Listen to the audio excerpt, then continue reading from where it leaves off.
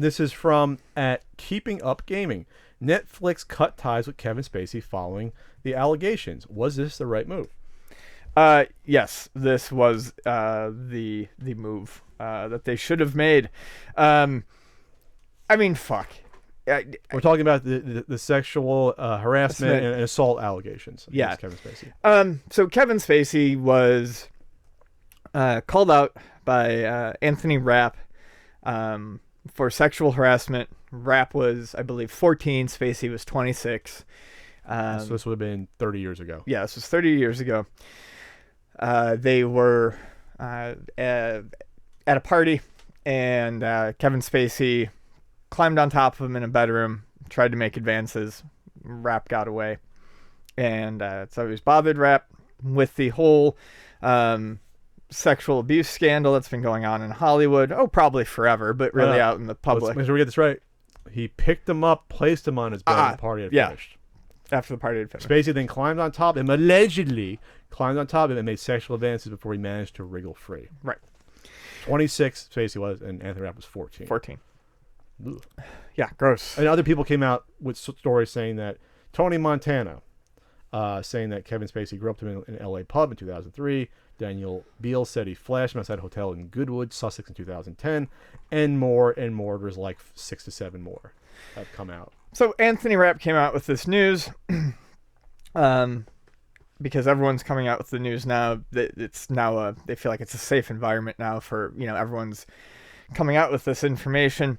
And Kevin Spacey decided it was a good time to come out and not really apologize to anyone. So it basically nothing about this is good for Kevin Spacey. Here's the newest one, by the way. This is literally today when we record this. Richard Dreyfuss' son claims Kevin Spacey groped him while his father was in the room. Oh, what the fuck?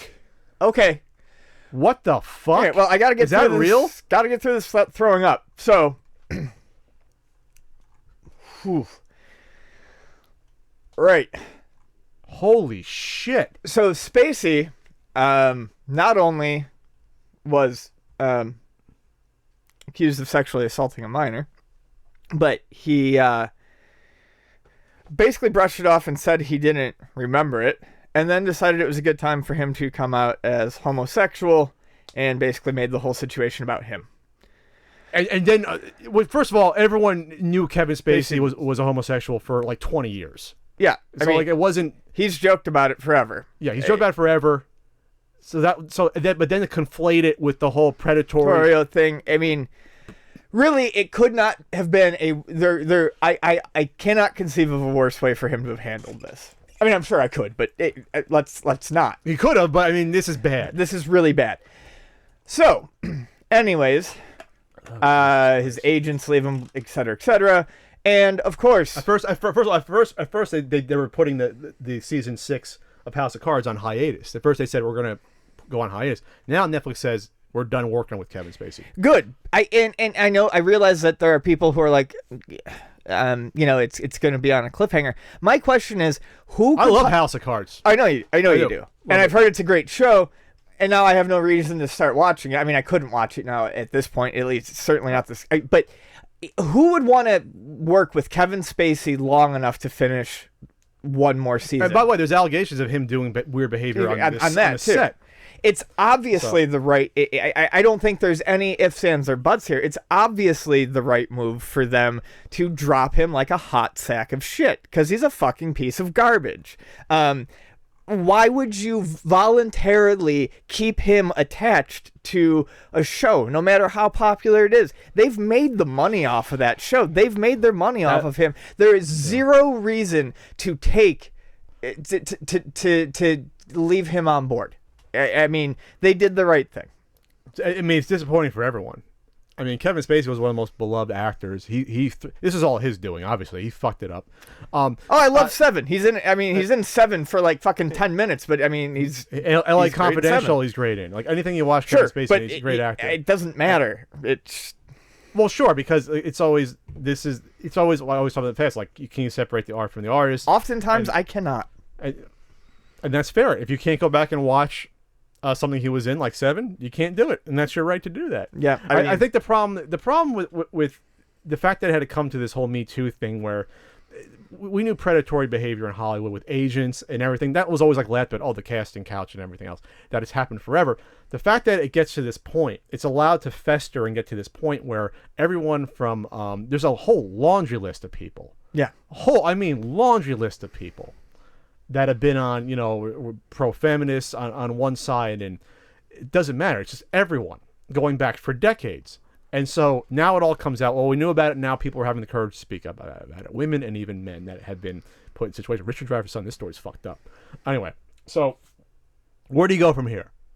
Obviously, people should be more apt to watch themselves behaviorally, but this also should be a message to people, though, that especially if you knew about it and didn't say anything. I'm not saying a victim is hard to speak out, but if you were standing by and knowing, like, as if you were an assistant to an actor or something like that, because you heard about like Harvey Weinstein's assistants helping him do this shit, right? Female assistants helping him do this to other women. You got to speak up at some point. Like your conscience has to speak to you at some fucking point. It has to be better than job security at some point. It has to be. It has to be, right? Yes. Shouldn't it? You have to live with yourself at some point? I hope. And the fact is, if you're in this industry, you've probably made a bunch of money. So at some point, you have to look at your bank account and be like, fine. But is it the fear of being blackballed versus doing the right thing? I think that's what has happened to a lot of these people. I just don't. It has to be. Or you don't want to speak up about it because you'll never work in Hollywood again. That's probably what happened with it. Tons of people had to know about this shit. Oh yeah. And Kevin Spacey, I think in his what is it, in the British theater he was in, like, it's not like everyone kind of knew about it. Mm-hmm. And the suggestion was just stay away from him or don't go near him, like, because he's Kevin Spacey. He's the ultimate, right? So at some point though, something has to give, and this is the big give. Find a different ultimate. So I'm annoyed for a lot of different reasons. And selfishly, you have a great series that isn't going to be wrapped up, or at least they write him out. But I think he's also producer and so in co-creator, so he probably would. This is weird. I wonder, does he ever work again? Do these people ever work again? I don't know. I don't think he does. You don't think he works ever again? Because this is beyond even just, a little. Not to put it mildly, this is beyond just like, he's sexually harassing. A 14-year-old kid. Yeah. Well, do you see this Richard Dreyfuss son? Yeah, thing? and I'm not looking into it anymore until I'm done with the podcast. It's not good. But this also tells to you, Kevin Spacey's great at playing evil guys and sociopaths, like on House of Cards. No fucking wonder why.